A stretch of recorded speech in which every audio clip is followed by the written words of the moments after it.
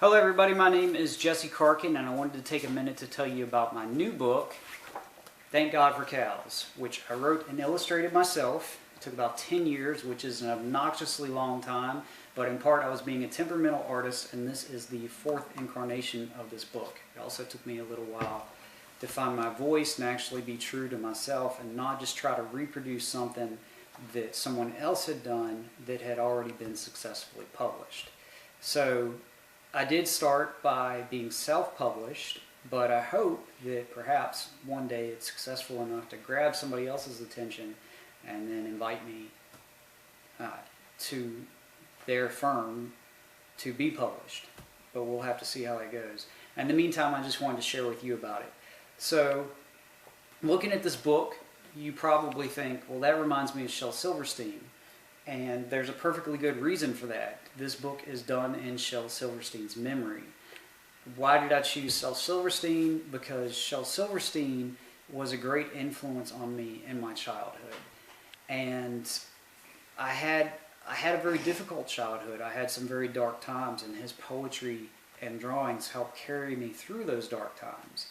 Now, on the upside of things, I have a great relationship with my parents now, and my dad has become a much better man, and I'm very grateful for that. And part of what happens in this book, there's kind of a backstory that actually speaks directly to that conflict and the resolution of that conflict. So starting out, it's probably a little known fact, but Don't Bump the Glump was actually Shel Silverstein's first published book of poems, and it was 45 poems long. So I did 45 poems illustrated in my book, and then I did a 46th poem, not illustrated, that addresses a challenge that Shel Silverstein issued himself, which I just couldn't resist. I'll get back to that later. Also, in the same year that this book was published, The Giving Tree was published, which he's very famously known for. It's one of his best books. I'm sure you recognize this. So I thought it would be fun to do a picture very similar to his picture. Never had a beard before in my life. I grew it out specifically for this picture.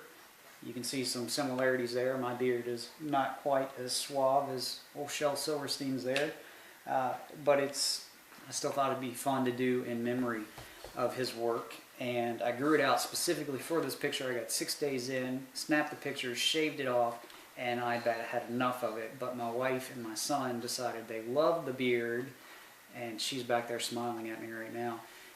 And I decided to grow it back, so I've had it ever since. Maybe that's part of being a published author. I'm not really sure.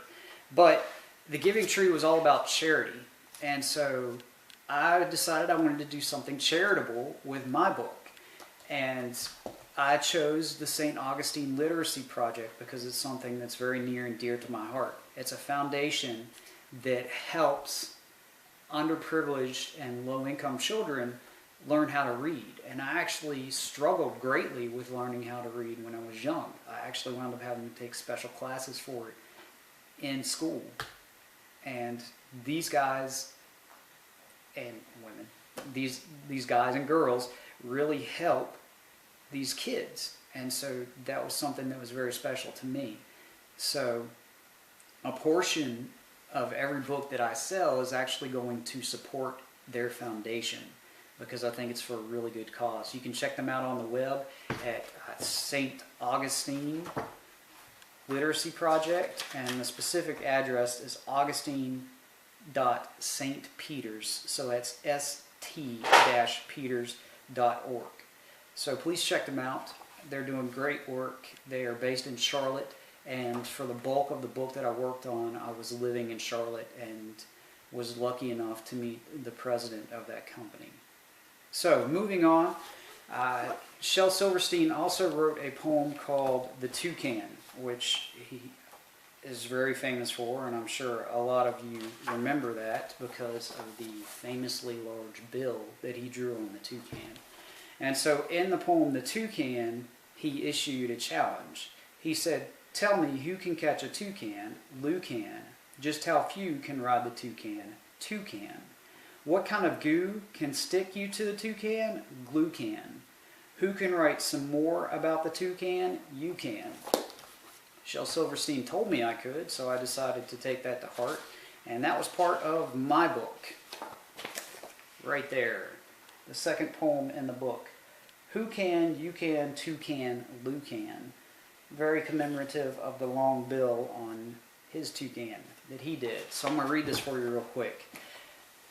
Who can write more about the toucan? Who can, you can, and so can I, don't you know? So hold your horses, because here I go. Now if two can ride the toucan, then I can and you can. And we'll have no need for horses. So who can catch a toucan? We both know that Lou can. And here comes Lou riding a kangaroo. Now, we all know this toucan carries only two. But we'll need some super glue, because just a cough could knock us off. Let's glue ourselves down, get this toucan off the ground, leave the horses behind, along with Lou and her kangaroo. We'll enjoy the toucan, just me and you. That was my kid coughing, and that was not intentional. The timing of it was kind of cool. So, I spoke a little bit about the conflict between my dad and myself. And the title of the book is called Thank God for Cows. That is the first poem. And this was based on one of the most famous conflicts between my dad and myself, which was a dirty room. And so I asked my dad to clean my room.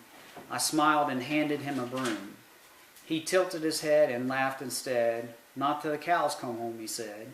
Then get to work and please don't slouch. There's already 5 cows piled on the couch. So this kind of speaks of the relationship between my dad and I when I was younger, that it was very difficult, and this was one of our most famous conflicts, which I assure you was much less amusing than the poem. But again, my dad has really come along. He's become a much better man. They were blessed with a little girl after 15 years of just 3 boys, and my mom thought something else was going on. Surprise! But he actually posed for this poem right here, The Wandering Mind, and he was a good sport about it. He didn't know I was going to make him cross-eyed. This actually cracked my mom up, and I hope that you'll enjoy the poem when you read it. But the last poem in the book is called Ground Beef, based after a joke that my son told me. And I thought it would be very appropriate to end the book with a joke that my son told me. So the joke goes, what do you call cows laying on the ground? Isaiah? Ground beef. Say it a little louder. Ground beef. So, ground beef. And that is the title of the poem, Ground Beef. It wasn't long before those cows headed for my room, and so I looked at my dad and grabbed that broom. I wasn't ready for them to make themselves at home. I didn't want a home where any sort of bovine roamed. And so I used the broom to chase them out into the yard, and I was ready to have them feathered and tarred. But my dad just kept calm and called their moms, and in protest, they all just simply laid down. Now you know there's only one thing to call cows on the ground. It's something so ridiculous I won't even say. But I will tell you I was ready for those cows to go away. But they just laid there and waited for their moms to arrive. I tell you, it's moments like these that make you feel alive. Next thing I knew, those mischievous cows got grounded too. And they were so embarrassed that they left without even a single moo. Well, how about that, my dad said, as he laughed and tilted his head. Then he took back the broom, and for the first time ever, he said, Jesse, my boy, I think I'll help you clean your room. So this is really a statement of how my relationship with my dad is today. And like my dad, who had a difficult childhood, it spilled into our relationship, and that happened with me as well.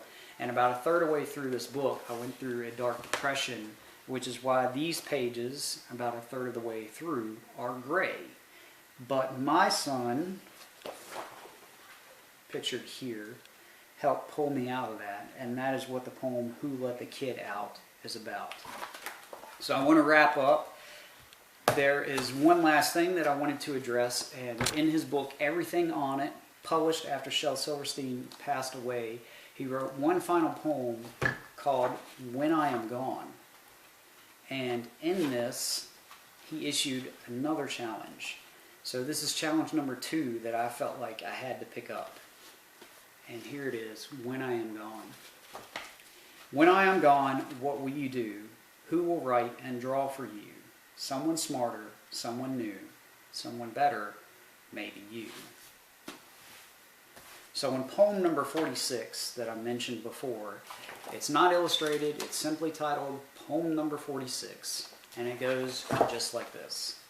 99 bottles of dreams on the wall, 99 bottles of dreams. He took them down and passed them around, 99 bottles of dreams.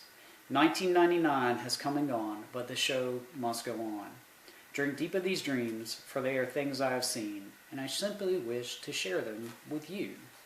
And though it won't be the same, I'll carry the flame, as these words are in memory of his name. No smarter, no better, but indeed someone new. Will you let me write and draw for you? I hope the answer is yes. The book is available on Amazon.com now, and I hope you choose to purchase the book and enjoy it. Thanks so much for your time.